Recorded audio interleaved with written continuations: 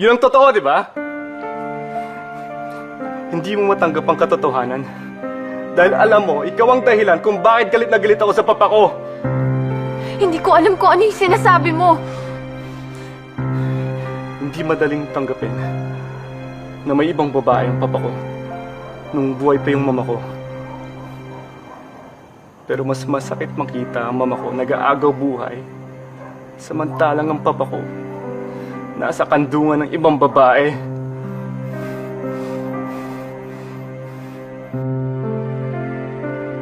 He's always at work. Ganyan na lang kalagayan mo. Inuuna niya pa trabaho niya. Victor, anak.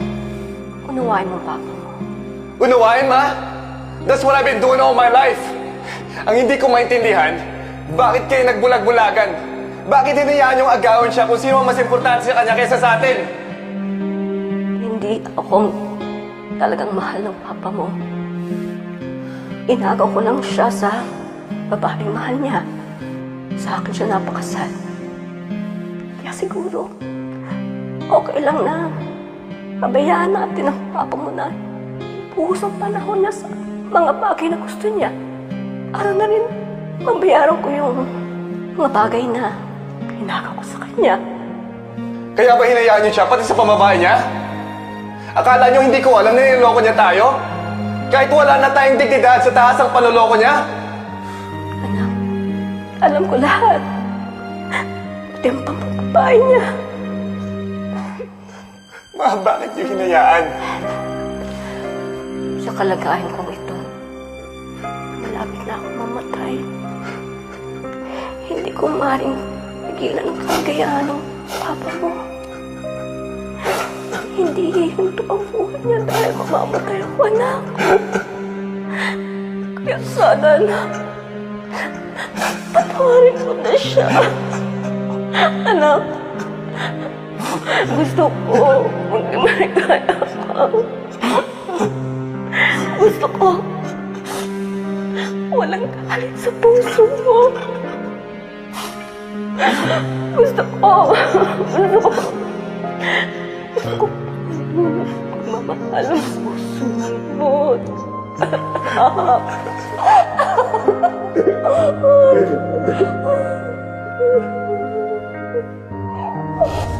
Lahat yun ang dahilan. Kaya galit na galit ako sa papa ko. At mahirap tanggapin ang katotohanan na ikaw pala yung babaeng sumira sa pamilya namin. Hindi ko nga alam kung ano yung pinagsasabi mo. Hindi mo alam? Oo nga naman. Ba't kailangan mong alamin? Makukuha mo naman lahat sa papa ko, ah. Ang habol mo. Hindi ka matinong kausap. Kaya ka ba pumayag? Para patirahin ka niya dito? Dahil doon, di ba? Ewan ko sa'yo, hindi ko alam kung ano sinasabi Huwag mo. mong sabihin ito ang habol mo! Ah! Ah! Bastos!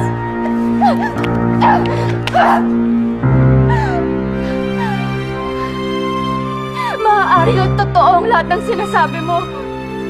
Maaari nga dahil lang may sakit ako, kaya hindi ko maintindihan at maalala ang lahat ng sinasabi mo. Akala mo ba, ha? Madali para sa akin na intindihin ang lahat ng to? Ha, Victor?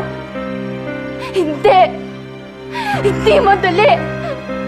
Dahil maski ako, hirap na ako sa sitwasyon ko! At sana nga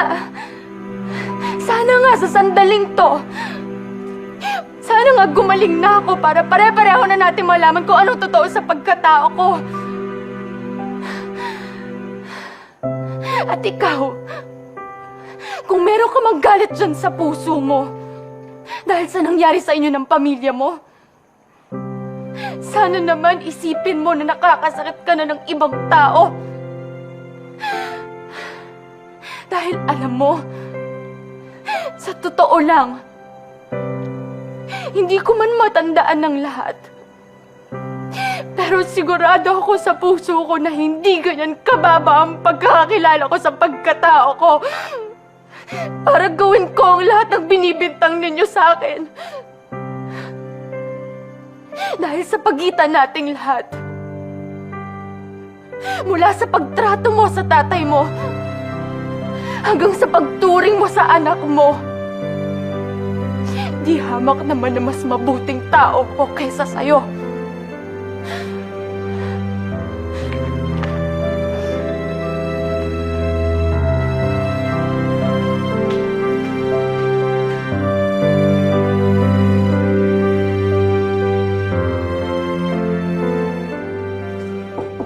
Nanang Mersing? Nanang Mersing? Sandali lang. Nanang Mersing? Patrick! Magandang gabi po. Naku, paano mo nalaman ito? Sunundan ko po kayo galing sa restaurant. Dito pala kayo nakatira. Halika. Pumasok ka, anak. Naku. Si Lisa po. Nasaan? Nandun sa kwarto, nagmamaktol na naman. Mabuti na lang, anak. Nakarating ka rito ngayon. Kasi alam mo si Lisa, talagang gusto niyang lumipat kami ng ibang tirahan sa lalong madaling panahon. Ganun ba?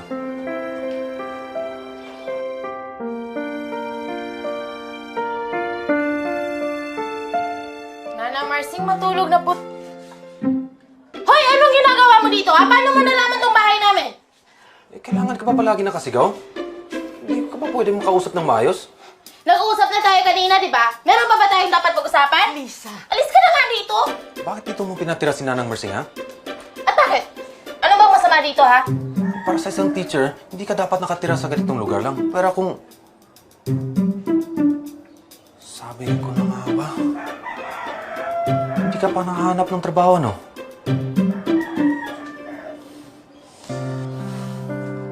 Ba't kailangan mo pang magsinungaling sa akin? Bakit? Ikaw din naman, ha? Nagsinungaling ka sa akin, ha? At ano namang pinagsinungaling ko sa'yo? Yung babaeng nakita ko sa bahay mo, ha? Girlfriend mo yun, di ba? Aminin mo! Sino? Si Ariana? Eh di ba sinabi ko naman sa'yo na ex-girlfriend ko yun? Wala lang yun. Ex? Eh halos hubot-hubad na kayong nakita ko, ha? Ganyan palang mga ex ngayon? Sinungaling!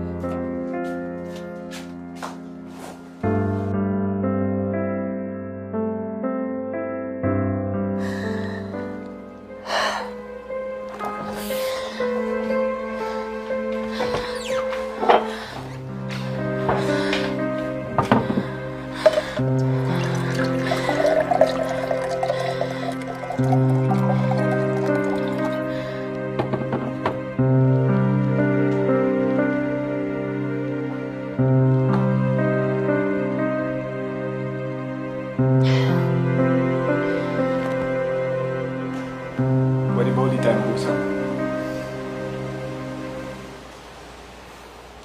Ano na naman bang pag-uusapan natin? Sisiraan mo na naman ba ang pagkatao ko? Kung ano man ang gusto mong isipin tungkol sa akin, nasa sayo na yon. Pero sana, huwag mo nang dagdagan ng kahit na ano pang poot o galit na nararamdaman mo para sa tatay mo nang dahil lang sa akin. Dahil alam ko na hanggat si Sir Paco ang sumagip sa akin nung naaksidente ako at nagmamagandang loob na tulungan ako ngayon, kikilalanin ko siyang isang napakabuting tao. Kaya sana, huwag mo nang isumbat sa tatay mo ang lahat ng nangyari sa buhay mo.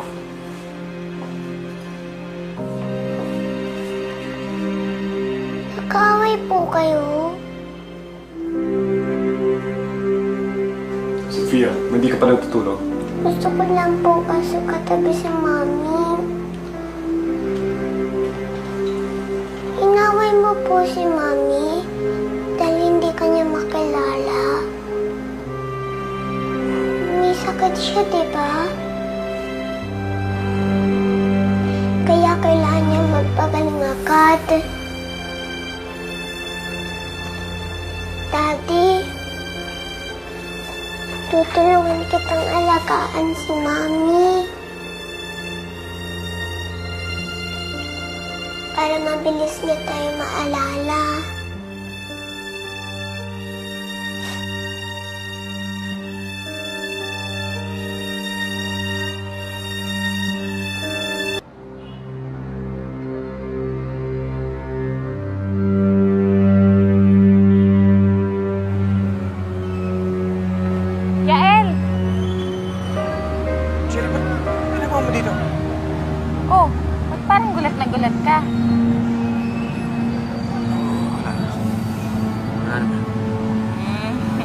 Pinuntahan kasi kita sa talyer. Eh, sabi ng mga tao doon pupunta ka raw dito sa bayan. Kaya sinunta kita dito. Pasyal naman tayo. Tara. Sumusupunta. Ala ko ba may usapan kayo ni Yel? Oo nga eh. Tara, sundan natin sila. Mami, kailan po tayo mamamasyal? Tsaka po, kailan po kayo sasama sa akin sa school? Para makilala niyo po yung teacher at saka classmate ko. Sofia, makiat ka na sa taas. May pag-uusapan pa kami. Sige po, Daddy. Sabay niyo lang po sa akin kung kailan tayo mamamasyal. Kasi excited na po ako.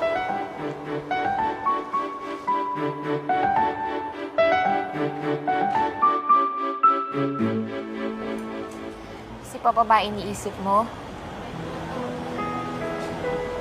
Hirap ng ganito, no? Kikita nga tayo sa labas, pero parati namang panakaw. Alam mo, Jerry, kung may magagawa lang pagharap ko sa papa mo, ginawa ko na. Ayoko rin naman ng sitwasyon na ganito eh. Alam mo, malimang isipin. Pero minsan naisip ko, sana hindi na lang siya yung naging tatay ko. Salita na ganyan, magulang mo pa rin yan. Ano ka ba? Hindi. Baka sakali lang kasi mas malaya kong gawin yung mga gusto ko. Jerry, magagawa rin natin lahat ng gusto natin. Basta paniniwalaan lang natin pag-ibigan natin. Ha?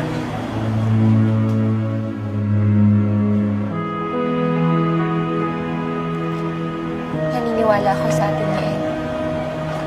Hindi ako bibitaw. Aroy, sige na, kumain ka na. Kanina pa ako lang kumakain para na construction worker kumain. O, eto, magulay ka para tumangkad ka. Para rin magka-muscles ka naman. Puro kapaling katawan mo. Tignan mo nga ang ginawa mo sa anak mo. Pinaniwala mo siya na talagang ako ang nanay niya. Paano kapag gumaling na ako sa sakit ko? Paano kapag nalaman niya yung totoo na hindi talaga ako yung nanay niya? Paano kapag umalis na ako dito? Baka nakakalimutan mo, Victor. Ginamit mo lang ang litrato at katauhan ko para matanggap ka ng anak mo sa kabila ng pagiging irresponsable mong ama. Nagsinungaling ka sa anak mo. Sinisira mong buhay niya. O sige, sabihin mo yung totoo. Para ikaw na mismo sumira sa buhay ng bata. Ipagpatuloy mo ang papapanggap bilang nanay ni Sofia. At sabihin mo sa akin yung kapalit sa kasunduan na yan.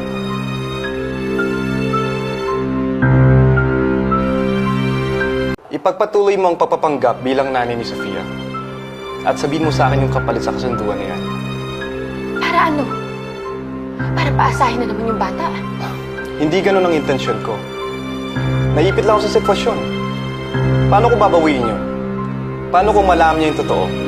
Lalo lang masasaktan si Sofia. Kaya wala tayong magagawa ngayon, kundi ipagpatuloy mo ang pagpapanggap mo bilang nanay ni Sofia. Hindi ito pagmamakaawa, kundi pakikiusap. Handa akong ibigay sa'yo anumang kapalit ang gusto mo. Basta sundin mo lang din ang gusto ko. Ganyan ba talaga kababa ang tingin mo sa pagkatao ko? Kayang suhulan? Kayang ipagpalit yung prinsipyo? Humihingi ako ng pabor sa'yo. Dahil pagbibigyan din kita. Ipagpatuloy mo lang papapanggap mo. At handa akong ibigay lahat sa'yo. Ayaw mo yun?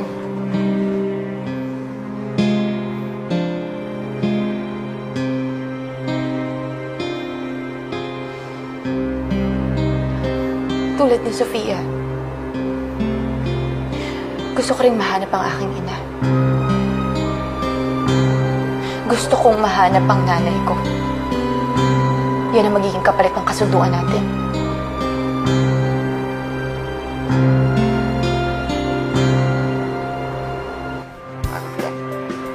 Hindi naman, masaya. Ikaw, enjoy ka?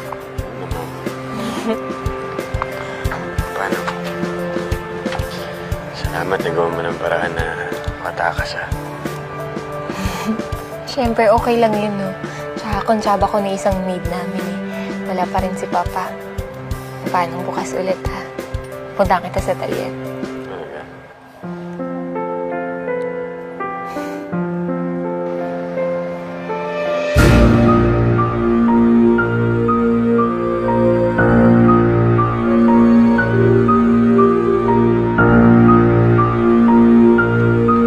Ed! Hindi mo ba kami papakilala sa maganda mong kasama? Miss, ako pala si Conrad. Yan naman si Bonnie. Kababata ni Yael. Ah, ganun ba? Ako si Jerry. Ay. Ngayon ko lang nakilala yung mga kababata pala kay ni Yael. Talaga? Matagal na kami may pinagsamahan yan. Di ba, Bay?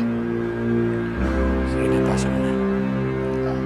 O sige, una na ako, ha? Nice meeting Sige. you. Sige. Bay, kaya naman pala ayaw mo nang sumama sa amin eh. May iba ka na palang pinagkakabalaan ngayon. Ano? Girlfriend mo na ba yan? Palain mo. Abingwit na malaking isda si Yael. Sobrang ganda pa. Nakikiusap ako. Kung siya idamay dito, wala siyang kinalaman sa atin. Relax ka lang. Wala kaming balak na gawing masama sa kanya. Wala pa. Nakikiusap ako. Wag niyong itadamay si Jerry dito. Wala siyang kinalaman. Bakit hindi ba ako hayaan magbagong buhay? Bay, hindi basta-basta makapagbagong buhay ang tulad natin mga pugante. Alam mo yun. Kaya kung ako sa'yo, huwag mo nang ambisyonin pa. Sa susunod na pagkikita natin, siguraduhin mong dala mo na yung kailangan namin. Kung ayaw mong may masamang nangyari.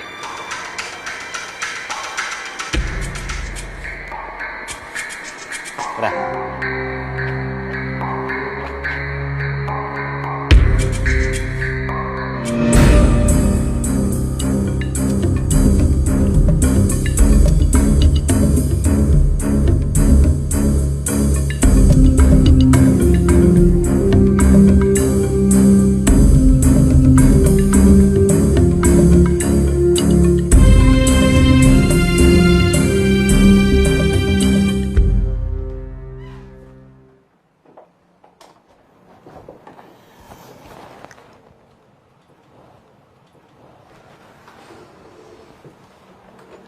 Tulog si baby Nico, ba't gising ka pa? Kakatulog lang niya.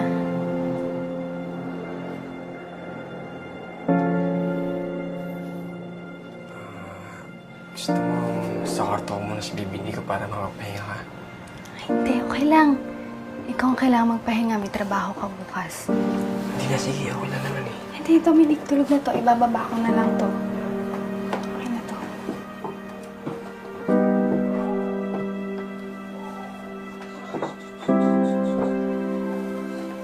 Ilat, sige na. Ako na. Hindi, okay lang.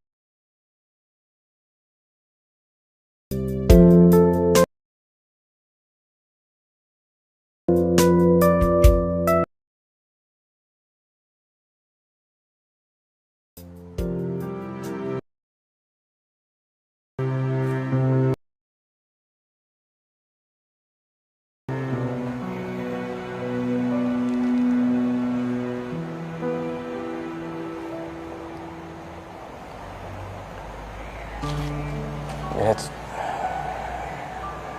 sorry ah. Bakit may problema ba tayo sa nangyari sa atin?